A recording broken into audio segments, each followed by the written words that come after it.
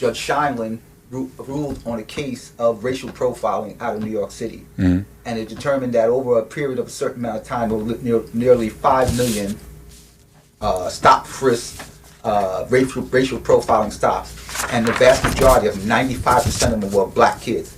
And out of that 95%, only maybe about 3% of them had contraband or illegal weapons. Right. Of the 5% that was white, nearly 70% of them had contrabands or illegal drugs.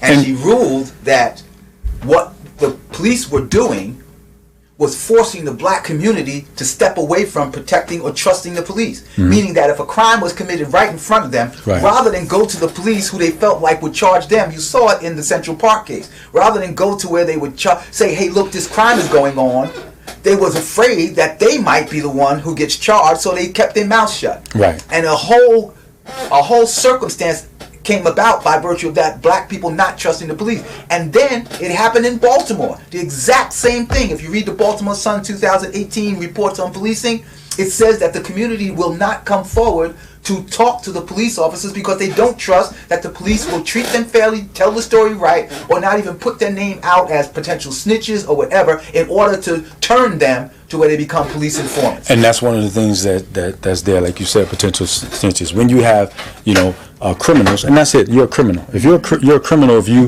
decide to join the police force and then still do criminal activity, you're a criminal just like anybody else. So if I'm a criminal and I have drug dealers that I'm protecting, and then Joe Citizen comes up and he tells on him, then he's messing with my money. So then I put him out there, and next thing you know, something happens. So a lot of people know that that's the case. They see these payoffs. They see these type of things, and so they're not going to put their life on the line. Right. And so, which was the exact circumstance in Baltimore with that armed task force that they had with those 15 officers that were busted on the wire, protecting heroin dealers in Towson, Baltimore area. The police were doing the protecting and taking the money from them and still.